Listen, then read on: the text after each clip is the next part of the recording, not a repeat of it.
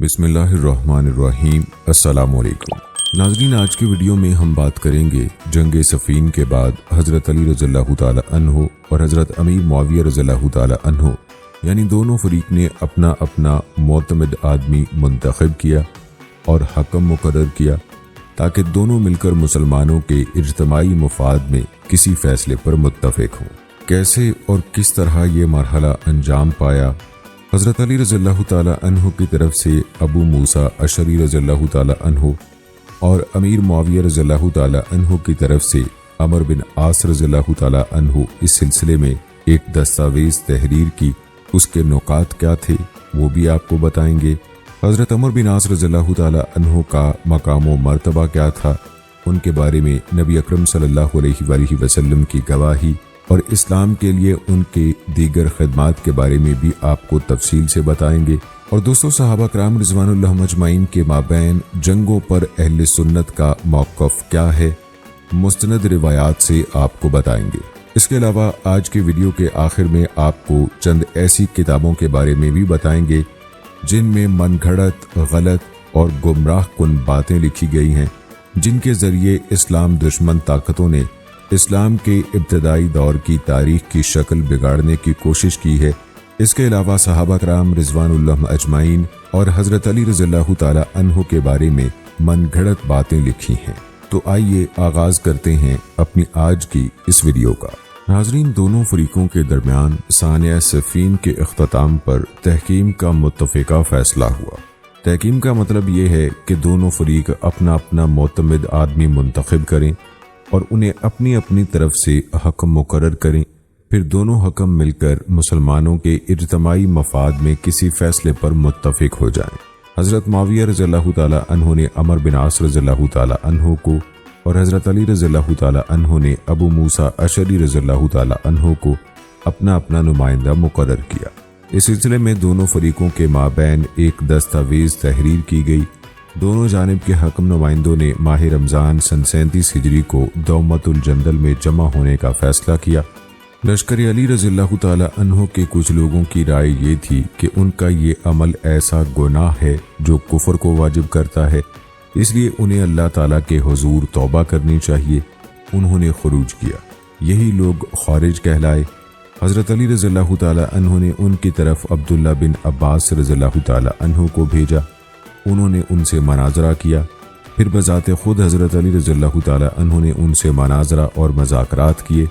ان میں سے کچھ لوگ واپس آ گئے، لیکن ایک گروہ انکاری رہا۔ بعد ازاں حضرت علی رضی اللہ تعالی عنہ اور ان کے مابین جنگیں ہوئیں، یوں ان کا لشکر کمزور ہو گیا۔ یہی صورتحال مسلسل جاری رہی، یہاں تک کہ انہیں دھوکے سے شہید کر دیا گیا۔ سیدنا ابو موسیٰ اشعری رضی اللہ تعالی عنہ نے قبول اسلام کے بعد اپنی ساری زندگی کی تبلیغ، قرآن کی تعلیم، علم قرات، دینی تربیت، جہاد فی سبیل اللہ، جھگڑوں کے فیصلوں، عدل و انصاف کی فراہمی، قضاء اور انتظامی اصلاحات کے ذریعے نظام حکومت پر کنٹرول کرنے میں صرف کی۔ اس میں شک نہیں کہ یہ ساری مہمات بہت مشکل ہیں اور علمی اعتبار سے مہارت اور انفرادی اوصاف کی متقاضی ہے۔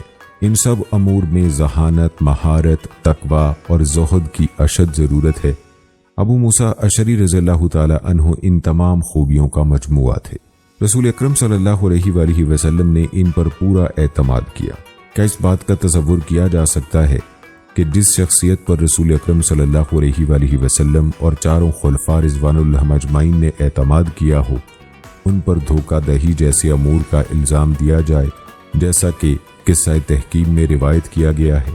حضرت علی رضی اللہ تعالی عنہ اور ان کے ساتھیوں کی طرف سے اہل عراق کے نمائندہ حکم بننے کے لیے ابو موسیٰ اشعری رضی اللہ تعالی عنہ کا انتخاب حالات و واقعات سے بڑی گہری مطابقت رکھتا ہے، کیونکہ اگلا مرحلہ صلح اور وحدت المسلمین کا تھا، اور ابو موسیٰ اشعری رضی اللہ تعالی عنہ صلح، امن اور وحدت امت کے داعیوں میں سے تھے۔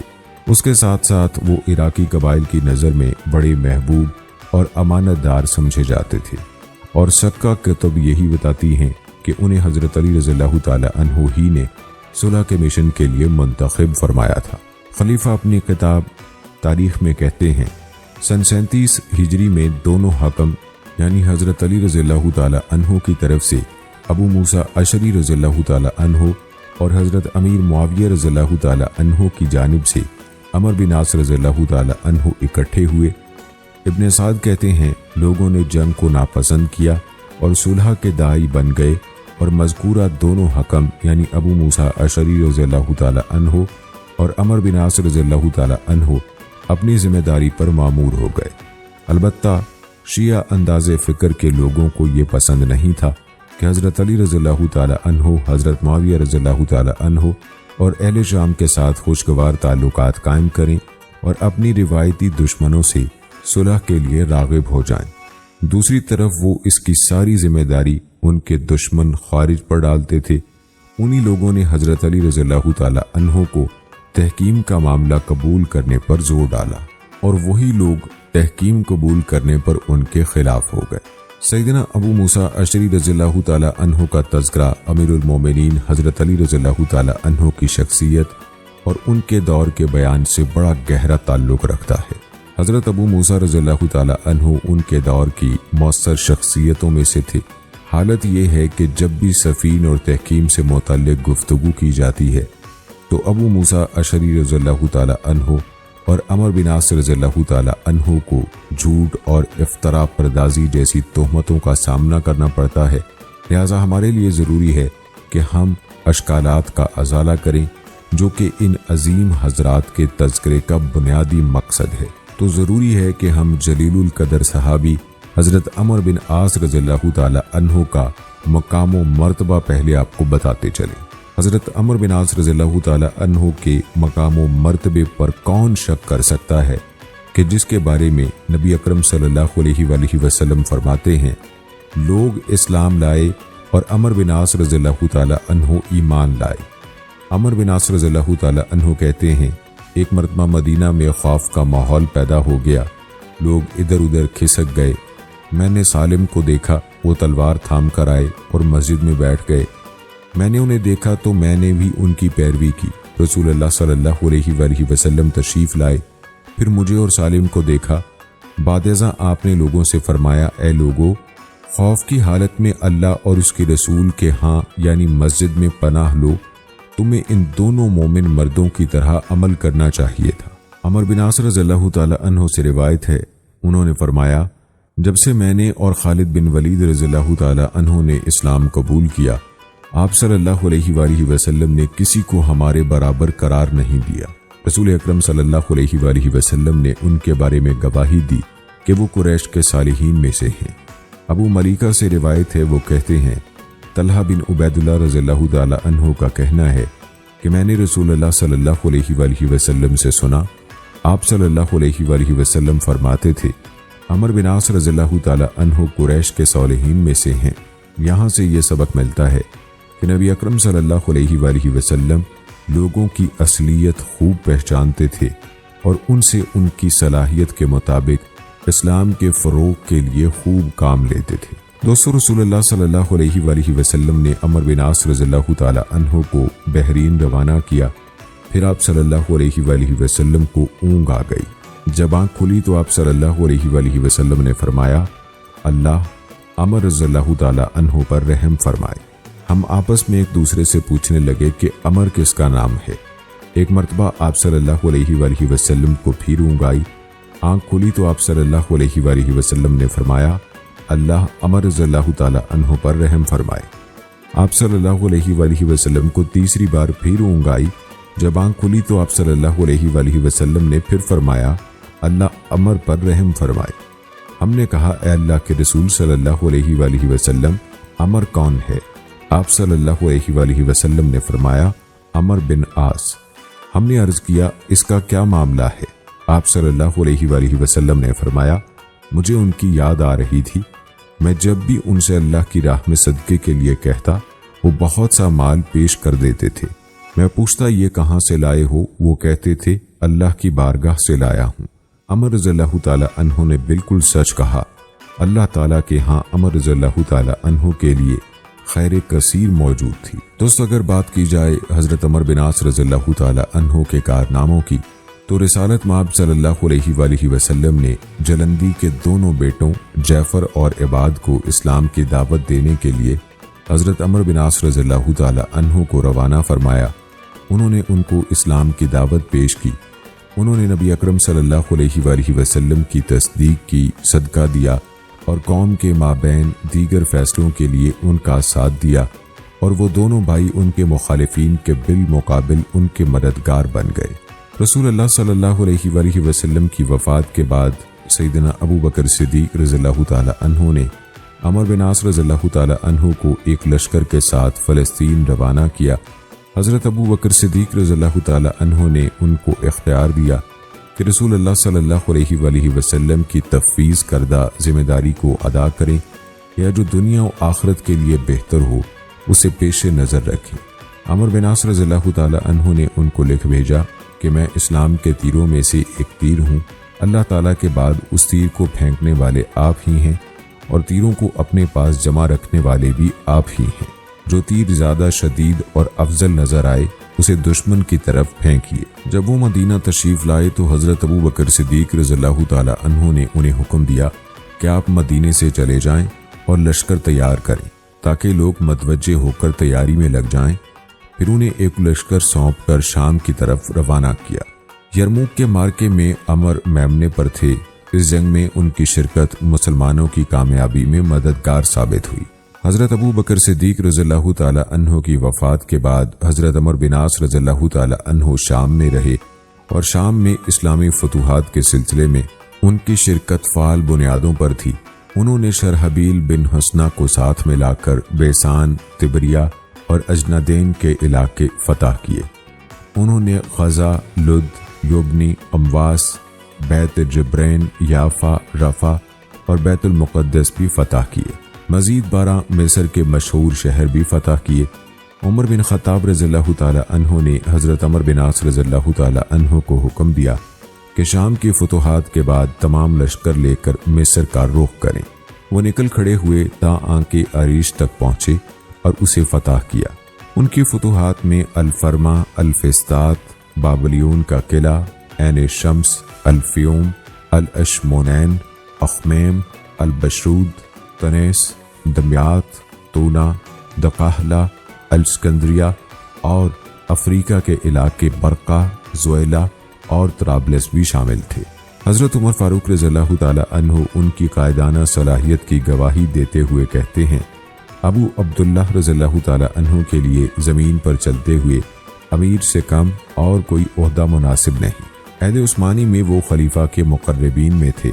अमर बिन आस रज़ियल्लाहु ताला अन्हु की हकीकी शख्सियत ये है कि वो असूल के बड़े पक्के थे।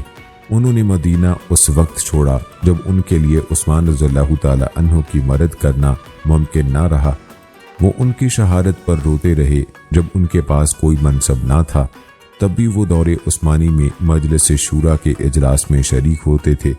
वो मुआविया रज़ियल्लाहु ताला अन्हु के पास इसलिए गए ताकि वो कातिलीन उस्मान रज़ियल्लाहु ताला अन्हु के खिलाफ जंग में बाहमी ताउन कर सकें। सिर्फ शहादत उस्मान रज़ियल्लाहु ताला अन्हु ही इस बात के लिए बहुत काफ़ी थी कि वो उनके सफ़ाक कातिलों के खिलाफ शदीद गुस्से का इजहार करें, और ये ज़रूरी था कि कातिलीन उस्मान रज़ियल्लाहु ताला अन्हु से खून का बदला लेने के लिए मदीने के अलावा किसी और जगह का इंतखाब किया जाए। कातिलों ने सरेआम लोगों के सामने खलीफा को शहीद किया। फिर उसमें ताज्जुब की क्या बात है कि अमर रज़ियल्लाहु ताला अन्हु उस्मान रज़ियल्लाहु ताला अन्हु की शहादत पर गुस्से का इजहार ना करें।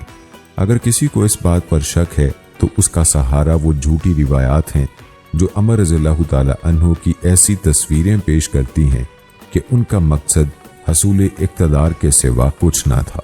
दोस्तों, जंगे सफ़ीन के बाद अगर तहकीम की दस्तावेज़ के मतन की बात की जाए तो ये वो फैसला है जिस पर अली बिन अबी तालिब रज़ियल्लाहु ताला अन्हु और मुआविया बिन अबी सुफ़ियान रज़ियल्लाहु ताला अन्हु और इन दोनों के साथियों ने इत्तफ़ाक़ किया है, और उन्होंने किताबुल्लाह और सुन्नत रसूल सल्लल्लाहु अलैहि वसल्लम के फैसला कुन होने पर रज़ामंदी ज़ाहिर की है। हज़रत अली रज़ियल्लाहु ताला अन्हु का अहले इराक़ की तरफ से ये फैसला उनके हाजिर और गैर हाजिर सब साथियों की तरफ से है, और हज़रत मुआविया रज़ियल्लाहु ताला अन्हु का अहले शाम की तरफ से ये फैसला उनके हाजिर اور غیر حاضر سب ساتھیوں کی طرف سے ہے۔ قرآن مجید از ابتدا تا انتہا جو بھی فیصلہ دے ہم سب اس پر قائم رہنے پر راضی ہیں۔ جسے وہ زندہ رکھے ہم اسے زندہ رکھیں گے، جسے وہ مردہ رکھے ہم اسے مردہ رکھیں گے۔ اس پر ہم نے فیصلہ دے دیا ہے اور اس پر ہم سب راضی ہیں۔ علی رضی اللہ تعالی عنہ اور ان کے ساتھی اپنی طرف سے عبداللہ بن قیس رضی اللہ تعالی عنہ کے نمائندہ ہونے اور فیصلہ دینے پر راضی ہیں، اور معاویہ رضی اللہ تعالی عنہ عمر بن عاص رضی اللہ تعالی عنہ کے اپنے نمائندہ ہونے اور فیصلہ دینے پر راضی ہیں۔ علی رضی اللہ تعالی عنہ اور معاویہ رضی اللہ تعالی عنہ نے عبداللہ بن قیس اور عمر بن عاص رضی اللہ تعالی عنہ سے عہد و پیمان لیا ہے کہ وہ دونوں قرآن ہی کو اپنا امام بنائیں گے اور اس سے تجاوز نہیں کریں گے، اور جو بات کتاب اللہ میں نہیں پائیں گے اس بارے میں سنت رسول صلی اللہ علیہ وآلہ وسلم کی طرف رخ کریں گے، اور جان بوجھ کر خلاف سنت کوئی فیصلہ نہیں کریں گے، نہ شبہات پیدا کرنے کی خواہش رکھیں گے۔ عبداللہ بن قیس رضی اللہ تعالی عنہ اور عمر بن عاص رضی اللہ تعالی عنہ نے علی رضی اللہ تعالی عنہ اور معاویہ رضی اللہ تعالی عنہ دونوں سے یہ عہد بھی لیا کہ وہ دونوں کتاب اللہ اور سنت رسول صلی اللہ علیہ وآلہ وسلم کے مطابق جو فیصلہ دیں گے نہ اسے ختم کریں گے نہ اس کی خلاف ورزی کریں گے۔ دونوں جو بھی فیصلہ کریں ان دونوں کے خون، ان کی اولاد، ان کے اموال، ان کے متعلقین اور جملہ اہل خانہ محفوظ ہوں گے۔ کوئی اس پر راضی ہو یا ناراض وہ حق سے تجاوز نہیں کریں گے۔ کتاب اللہ کی روشنی میں وہ جو مبنی بر حق فیصلہ دیں گے اس پر پوری امت ان دونوں کی مددگار ہوگی۔ ان دونوں فیصلہ کن افراد میں سے اگر کوئی فیصلہ کرنے سے پہلے ہی وفات پا جائے تو اس کے ساتھیوں میں سے اس کی جگہ پر کسی عدل و انصاف اور صلاحیت والی شخصیت کو فائز کیا جائے گا، اور اس پر بھی وہی عہد و میثاق لازم ہوگا جو پہلے پر لازم تھا۔ اگر دونوں امیروں میں سے کوئی اس فیصلے کی مقررہ تاریخ سے پہلے وفات پا جائے تو ان کا طبقہ ان کی جگہ پر کسی ایسی شخصیت کو ذمہ داری تفویض کر سکتا ہے جن کے عدل و انصاف پر وہ راضی ہو۔ یہ فیصلہ دونوں فریقوں کے مابین برابری کی بنیاد پر بات چیت کرنے اور کسی پر اسلحہ نہ اٹھانے کی بنیاد پر ہوگا۔ اس تحریر میں جس بات کو فیصلہ کہا جا رہا ہے اسے دونوں امیروں، دونوں فیصلہ کرنے والوں اور دونوں فریقوں کو تسلیم کرنا ہوگا۔ اللہ تعالی ہم سے قریب ترین ہے اور وہی اس کا گواہ ہے۔ اس کا گواہ ہونا ہی کافی ہے۔ اگر جانبین میں سے کوئی اس کی مخالفت کرے گا اور حد سے بڑھے گا تو پوری امت اس سے بری و ذمہ ہے، اور ان دونوں کے متعلق اس کا کوئی ذمہ دار نہیں ہے۔ مقرر کردہ وقت تک تمام لوگوں کی جان، مال، اولاد اور جملہ اہل خانہ محفوظ ہوں گے، ہتھیار رکھ دیے جائیں گے، راستے پرامن ہوں گے، اور دونوں فریقوں میں سے غیر حاضر اس معاملے میں حاضر کی مانند متصور ہوگا۔ دونوں فیصلہ کرنے والے افراد اہل عراق اور اہل شام کے درمیانی مقام پر اپنا اجلاس بلائیں گے۔ اس اجلاس میں ایسا کوئی شخص شامل نہیں ہوگا جس کی موجودگی پر دونوں میں سے کسی کو کوئی اعتراض ہو یا اس کی موجودگی پر ان کی رضامندی شامل نہ ہو۔ فیصلہ دینے کے لیے طے شدہ اور مقررہ وقت ماہ رمضان کا اختتام ہے۔ اگر دونوں فیصلہ کرنے والے جلد فیصلہ دینا چاہیں تو وہ ایسا کر سکتے ہیں، اور اگر مقررہ وقت کے اختتام تک فیصلہ مؤخر کر لیں تو ایسا بھی کیا جا سکتا ہے۔ اگر دونوں فیصلہ کرنے والے کتاب اللہ اور سنت رسول صلی اللہ علیہ وآلہ وسلم کے مطابق مقررہ وقت کے اختتام تک کوئی فیصلہ نہیں دیتے تو دونوں فریقوں کو سابقہ صورتحال یعنی جنگ کی طرف لوٹ جانے کی اجازت ہوگی۔ اس معاملے میں پوری امت اس عہد و پیمان کی پاسداری کرے گی۔ جو شخص بھی اس معاملے کی مخالفت کرے یا ظلم کا رویہ اختیار کرے یا اسے غلط رخ دینے کی کوشش کرے تو پوری امت متحد ہو کر اس کا مقابلہ کرے گی۔ اس تحریر پر جن گواہوں کے نام لکھے گئے ان کی فہرست یہ ہے: حضرت علی رضی اللہ تعالی عنہ کے دونوں بیٹے حضرت حسن رضی اللہ تعالی عنہ اور حسین رضی اللہ تعالی عنہ، عبداللہ بن عباس رضی اللہ تعالی عنہ، عبداللہ بن جعفر بن ابی طالب رضی اللہ تعالی عنہ، الاشس بن قیس الکندی، अश्तर बिन अल हारिस, सईद बिन कैस, हारिस बिन अब्दुल मुत्तलिब के दोनों बेटे हुसैन और तुफैल, अबू सईद बिन रबी अल अंसारी, अब्दुल्ला बिन ख़बाब बिन अल अर्त रज़ियल्लाहु ताला अन्हु, सहल बिन हनीफ, अबू बशर बिन उमर अल Ansari, of bin Haris bin Abdul मुत्तलिब, Yazid बिन अब्दुल्ला असलमी, उक़बा बिन आमिर अल जहनी, राफ़े बिन खदीज अल अंसारी, अमर बिन अल हमक ख़ज़ाई, अल नोमान बिन अजलान अल अंसारी, हजर बिन अदी अल कुंदी, यजीद बिन अजल अल कुंदी, मालिक बिन काब अल हमदानी, रबिया बिन शरहबील, अल हारिस बिन मालिक। दोस्तों, वाक़या तहकीम के बारे में बड़ी अफसाना तराजी की गई है। बेबुनियाद और मनगढ़ंत रिवायात के ज़रिए सहाबा के किरदार को दागदार करने की कोशिश की गई है। इब्नुल अरबी ने इन रिवायात का बड़ा उम्दा रद्द लिखा है। इन मनगढ़ंत रिवायात में से सबसे मोतबर रिवायत में इस किस्से की तफसीलात कुछ इस अंदाज में बयान की गई हैं। अहले शाम ने जब मसफ़ बुलंद किए और अहले इराक़ को मुसालहत की दावत दी तो दोनों तरफ से हकम मुकर्रर किए गए। अहले इराक़ ने अबू मूसा अशरी रज़ियल्लाहु ताला अन्हु को मुकर्रर किया। अहले शाम ने अमर बिन आस रज़ियल्लाहु ताला अन्हु को मुकर्रर किया। जब दोनों हकम फैसला करने वाले अजरह मकाम पर जमा हुए तो वहां मौजूद लोगों में मुग़ीरा बिन शौबा भी आए हुए थे। दोनों हकम हजरात ने अब्दुल्ला बिन उमर बिन ख़त्ताब और अब्दुल्ला बिन ज़ुबैर रज़ियल्लाहु ताला अन्हु को बुला भेजा। मुआविया रज़ियल्लाहु ताला अन्हु अहले शाम के साथ आ गए। हज़रत अली रज़ियल्लाहु ताला अन्हु और अहले इराक़ ने आने से इनकार किया।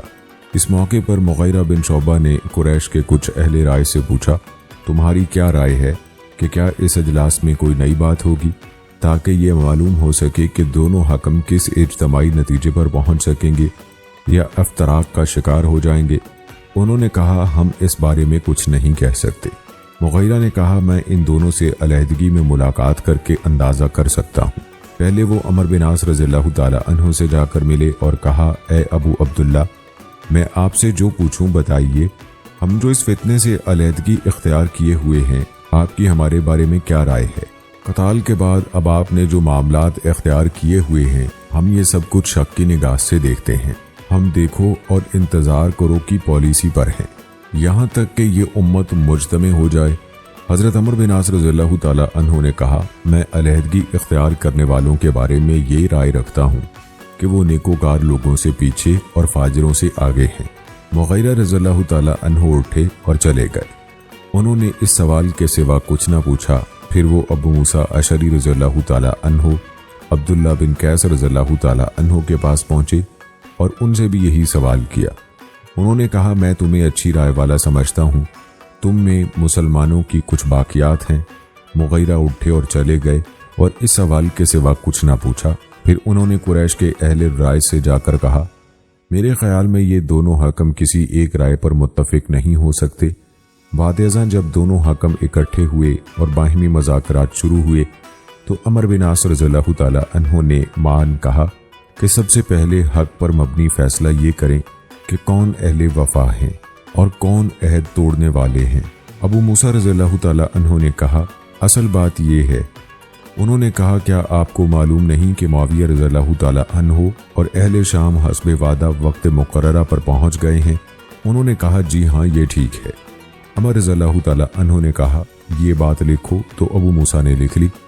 अमर रज़ियल्लाहु ताला अन्हु ने कहा, क्या हम किसी ऐसी शख्सियत का तयन कर दें जो इस उम्मत के वाली हो? किसी ऐसी शख्सियत का नाम लीजिए, अगर मेरे लिए मुमकिन हुआ तो मैं आपका साथ दूंगा, अगर आप ऐसा नहीं कर सकते तो आपको मेरा साथ देना होगा। फिर उन्होंने मान कहा, ए अबू मूसा, मैं मुआविया बिन अबी सुफियान रज़ियल्लाहु ताला अन्हु का नाम पेश करता हूँ। ये सुनते ही दोनों ने एक दूसरे को बुरा भला कहा, मजलिस बर्खास्त करके बाहर निकल आए और लोगों के पास पहुँच गए। अबू मूसा रज़ियल्लाहु ताला अन्हु ने कहा, अमर रज़ियल्लाहु ताला अन्हु की मिसाल उस शख्स की है जिसके बारे में अल्लाह ताला फरमाते हैं, और ए नबी सल्लल्लाहु अलैहि वसल्लम, उनके सामने उस शख्स का हाल बयान करो जिसे हमने अपनी आयात का इल्म अता किया मगर वो उनकी पाबंदी से निकल भागा। अबू मूसा चुप हुए तो अमर बिन आस रज़ियल्लाहु ताला अन्हु बोले, मैंने अबू मूसा को ऐसे शख्स की मानद पाया जिनके बारे में फरमाने इलाही है, जिन लोगों को तू रात का हामिल बनाया गया مگر انہوں نے اس کا بار نہ اٹھایا، ان کی مثال اس گدھے کی سی ہے جن پر کتابیں لدی ہوئی ہیں۔ ایک دوسرے کے بارے میں جو کچھ کہا تمام علاقوں کی طرف لکھ بھیجا۔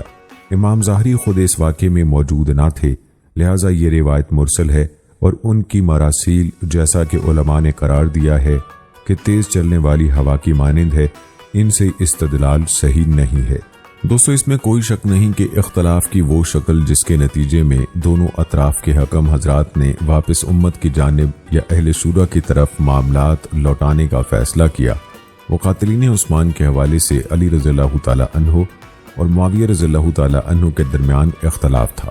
حضرت معاویہ رضی اللہ تعالی عنہ خلافت کے مدعی تھے، نہ حضرت علی رضی اللہ تعالی عنہ کے استحقاق خلافت سے انکاری تھے۔ وہ شام میں تقریباً 20 سال سے والی تھے، لہذا لوگوں کی اپنے حق میں اطاعت سے مستفید ہو رہے تھے۔ ابن دہیہ الکلبی اپنے کتاب علامہ نصر المبین فی المزازت بین اہل صفین میں کہتے ہیں، ابو بکر محمد بن طیب العشری الباقلانی نے مناقبہ الائمہ میں کہا ہے، دونوں حکم حضرت علی رضی اللہ تعالی عنہ کو ہٹانے پر ہرگز متفق نہیں ہوئے۔ اگر وہ دونوں ان کو ہٹانے پر متفق ہو بھی جاتے تو یہ صحیح فیصلہ نہ ہوتا، تاکہ کتاب و سنت دونوں یا ان دونوں میں سے کوئی ایک ان کی سبق دوشی کو واجب قرار نہ دے، کیونکہ تحکیم کے جس فیصلے پر اتفاق ہوا تھا اس کا بھی یہی تقاضا تھا کہ دونوں حکم واضح طور پر بیان کریں کہ وہ کتاب و سنت کے کس حکم کی روح سے یہ فیصلہ دے رہے ہیں۔ وہ اسی سے پہلو تہی یا تجاوز نہیں کر سکتے تھے، نہ اس میں اپنی خواہش کو دخل دے سکتے تھے۔ اس بات پر دونوں سے پختہ عہد لیا گیا تھا، اور یہ کہ اگر وہ کتاب اللہ سے تجاوز کریں گے تو ان کے فیصلے کی کوئی حیثیت نہیں ہوگی۔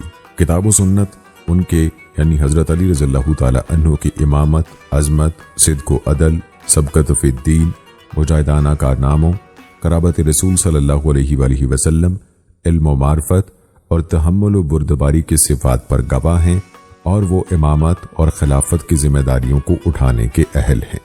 آئیے دوستو اب تذکرہ کرتے ہیں صحابہ کرام رضوان اللہ مجمعین کے مابین جنگوں پر اہل سنت کے موقف کا۔ صحابہ کرام رضوان اللہ مجمعین کے مابین جو جنگیں وقوع پذیر ہوئیں ان کے بارے میں اہل سنت کا موقف یہ ہے کہ ان کے باہمی اختلافی معاملات پر تبصرے سے گریز کیا جائے۔ طرفین میں سے کسی کی نسبت دشمنی، بغض اور کینہ پروری کے عنوان سے ہرگز کوئی گفتگو نہ کی جائے، صرف ان کے شایان شان بات کی جائے۔ ہر مسلمان پر واجب ہے کہ ان سب سے محبت رکھے، ان کے لیے دعا کرے کہ اللہ تعالیٰ ان سے راضی ہو اور ان پر رحم فرمائے۔ ہر مسلمان ان کے فضائل یاد رکھے اور ان کے مناقب کا دل سے اعتراف کرے، اور جو کچھ ان کے مابین رونما ہوا وہ محض اجتہاد کی بنیاد پر تھا۔ صحیح یا غلط نقطہ نگاہ دونوں حالتوں میں ان کے لیے اجر و ثواب ہے، البتہ اجتہاد میں صحیح رائے قائم کرنے والے کا ثواب غلطی کرنے والے کے اجر سے دگنا ہے۔ صحابہ کرام رضی اللہ تعالی عنہم اجمعین میں سے قاتل و مقتول دونوں جنت میں جائیں گے۔ علماء اہل سنت نے ان کے اختلافی امور میں زیادہ بات کرنے سے ممانعت فرمائی ہے۔ نصوص کا ذکر کرتا ہوں جن میں صحابہ کرام کے مابین لڑائی کے حوالے سے رہنمائی ملتی ہے۔ وہ نصوص یہ ہیں، اللہ تعالیٰ کا فرمان ہے جس کا ترجمہ ہے، اور اگر اہل ایمان میں سے دو گروہ آپس میں لڑ پڑیں تو ان کے درمیان صلح کراؤ، پھر ان دونوں گروہوں میں سے ایک دوسرے پر زیادتی کرے تو تم اس زیادتی کرنے والے گروہ سے لڑو یہاں تک کہ وہ اللہ کے حکم کی طرف پلٹ آئے، پھر اگر وہ پلٹ آئے تو ان کے درمیان عدل کے ساتھ صلح کرا دو اور انصاف کرو کہ اللہ انصاف کرنے والوں کو پسند کرتا ہے۔ اس آیت میں اللہ تعالیٰ کا یہ حکم ہے کہ جب مومنوں کے درمیان لڑائی کے حالات پیدا ہو جائیں تو ان کے مابین صلح کرائی جائے، کیونکہ وہ سب آپس میں بھائی بھائی ہیں، اور یہ باہمی لڑائی انہیں ایمان کی صفت سے خارج نہیں کرتی، جبکہ اس صفت کی مناسبت سے خود اللہ تعالیٰ نے ان کا نام مومنین رکھا ہے اور ان کے مابین اصلاح کا حکم دیا ہے۔ اللہ نہ کرے جب بھی مومنوں کے درمیان لڑائی ہو تو وہ ایمان سے خارج نہیں ہوتے۔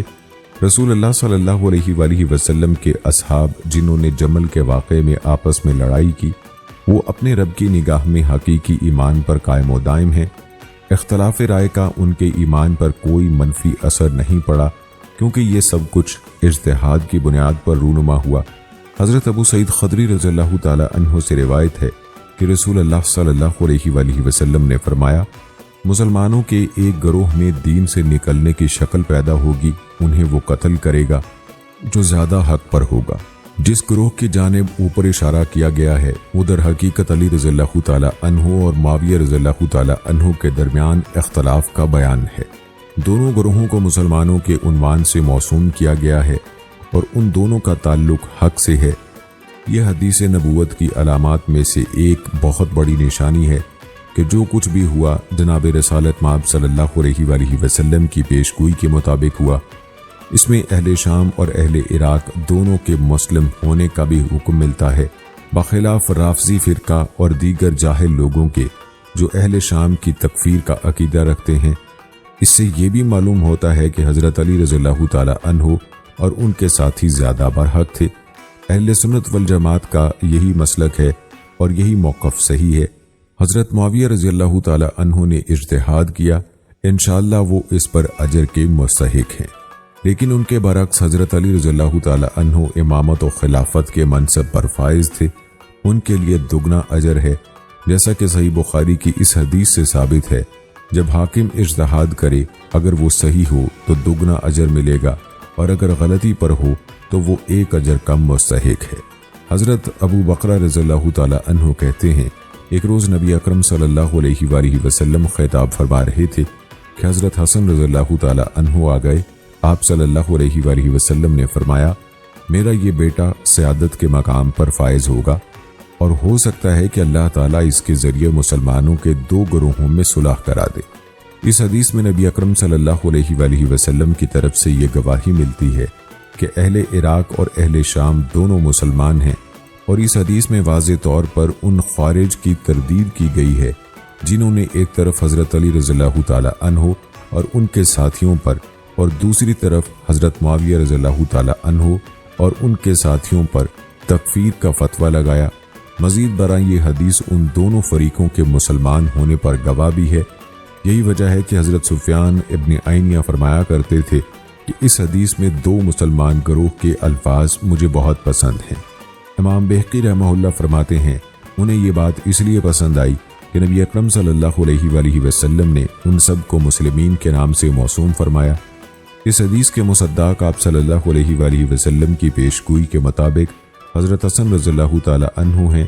انہوں نے حضرت علی رضی اللہ تعالی عنہ کی وفات کے بعد امور خلافت حضرت معاویہ رضی اللہ تعالی عنہ کے سپرد کر دیے۔ دوستو، ان احادیث میں یہ اشارہ ملتا ہے کہ حضرت علی رضی اللہ تعالی عنہ، حضرت معاویہ رضی اللہ تعالی عنہ اور دونوں کے ساتھیوں کو نبی اکرم صلی اللہ علیہ وآلہ وسلم نے اسی امت کا حصہ ٹھہرایا ہے، اور یہ بھی فرمایا کہ وہ حق کے ساتھ جڑے ہوئے ہیں، وہ زمرہ حق سے خارج نہیں ہوئے۔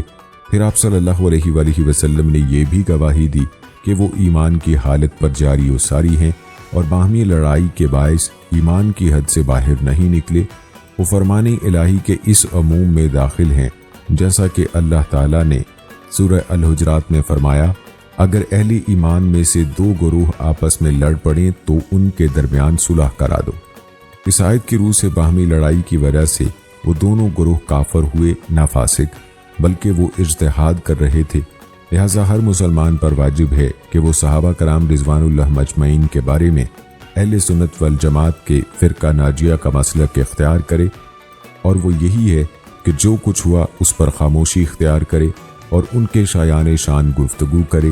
اہل سنت کی کتابوں میں یہ صاف شفاف عقیدہ بڑی تفصیل سے بیان کیا گیا ہے۔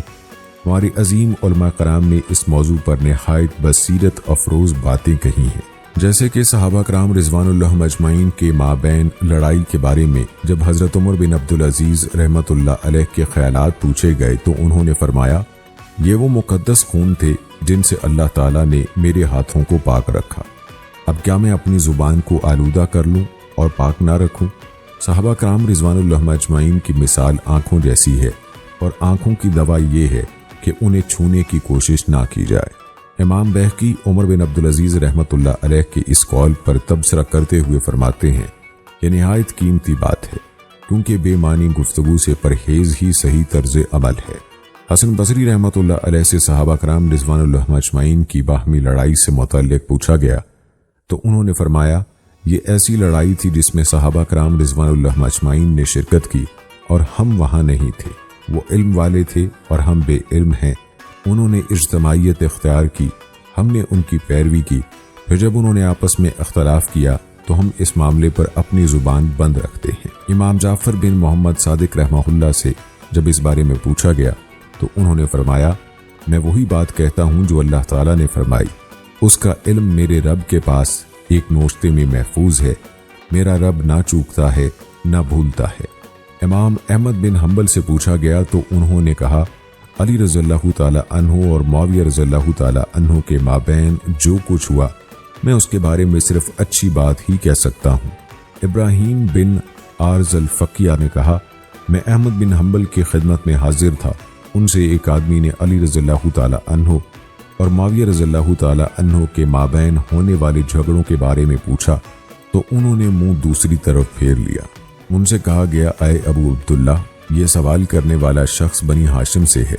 یہ سن کر وہ متوجہ ہوئے اور فرمایا کہ یہ آیت پڑھو، جو کہ سورہ بقرہ کی آیت تھی جس کا ترجمہ ہے، وہ کچھ لوگ تھے جو گزر چکے، ان کی کمائی ان کے لیے تھی اور تمہاری کمائی تمہارے لیے، تم سے ان کے اعمال کے بارے میں کوئی سوال نہیں ہوگا۔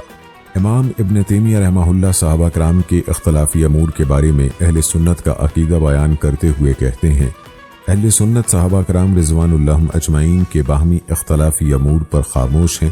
ان کا کہنا یہ ہے کہ صحابہ رضوان اللہ اجمعین کے بارے میں عیب جوئی پر مبنی روایات میں ان سے زیادتی اور کمی بیشی کی گئی ہے۔ اور دوستو، یہاں میری آپ سے گزارش ہے کہ غلط اور گمراہ کن کتابوں سے آپ لوگوں نے خبردار رہنا ہے۔